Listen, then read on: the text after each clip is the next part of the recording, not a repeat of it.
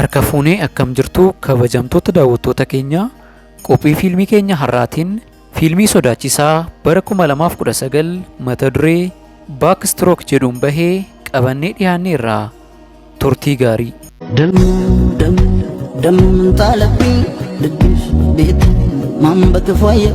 Fiilmichi kan jalqabu micoon bareedduun tokko laga bosonaan marfame keessatti yommuu bishaan daaktudha. Osoo daakaa jirtuu tasa namni isheen hin beekne tokko laga qarqara irratti yommuu ishee hordofu ni agarti. Achiin fiilmichi taatee duraatti nu deebisa. Jaalalleewwan lamaan konkolaataa hatuudhaan deemsa isaanii jalqabu.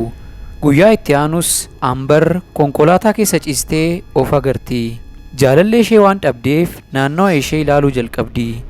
Yommuu kanas fincaan yommuu fincaa'u isa arguudhaan ni tasgabboofti. Maatiin ishees ni bilbiluu fi isheen garuu hin kaastu. Jaakis gara konkolaatichaatti ni deebi'a. Ambaris Filooriidaa yoo gahan ta'e ni gaafatti. Inni garuu akka hin geenyee fi daandicha sirumaa akka hin beekne itti hima. Kaartaa barbaacha jalqabdi. Achiin qawwee ol kaawwame tokko ni agarti. Itti aansuunis Jaak dhukaasa ishee barsiisa. Of dandeessee akka dhukaastus kophaatti ishee dhiisa. Achiin Ambar gara isaatti ilaamuun qoosuu jalqabdi. Innis qoosa akkanaa akka hin jaalanne itti hima. Isheen garuu akka jilbeenfatu itti himti. Innis rifachuudhaan ni jilbeenfata. Ija isaa dunuunfatee hanga 10 akka lakkaa'u itti himti. Innis ija dunuunfatee qoosicha itti fufa. Gara gurra isaatti siqxees suuta akka lakkaa'u itti himti. Ija isaa yommuu banatus Ambar gara bosonichaatti yommuu fiigdu arga. Achiin ishee hordofuu jalqaba. Isheenis laga tokko arguun wayyaa ishee baastee daakuudhaaf ni seenti. Xiqqoo erga turteen boodas Jaak hanga ammaatti waan ishee hin arganneef ajaa'ibamuudhaan yommuu ol jettu nama hin beekne tokko agarti. Namtichis lagicha akkamitti akka argatte ni gaafata. Isheenis lagichi baay'ee akka bareedu itti himti.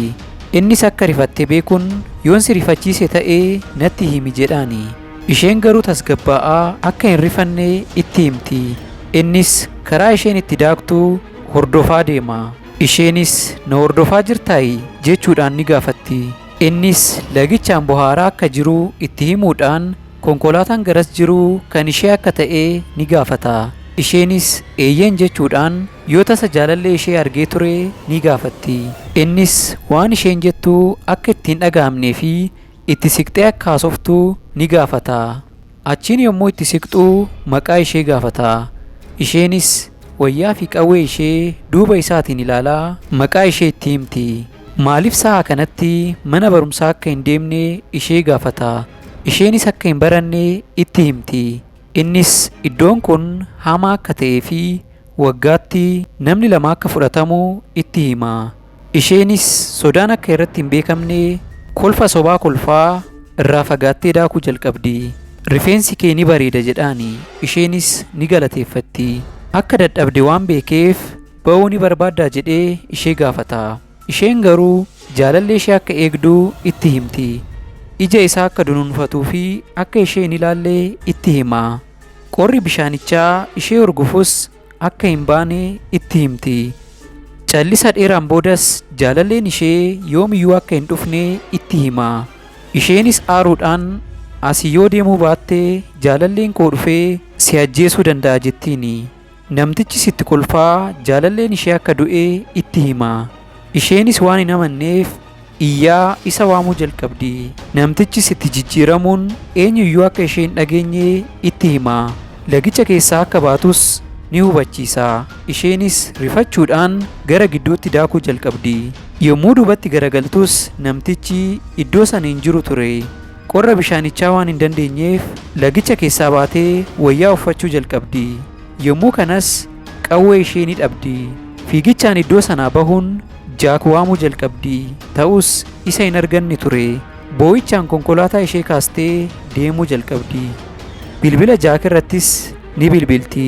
Yommuu kana harki tokko duuba isheetiin ni baha. Fiilmichis ni xumurama.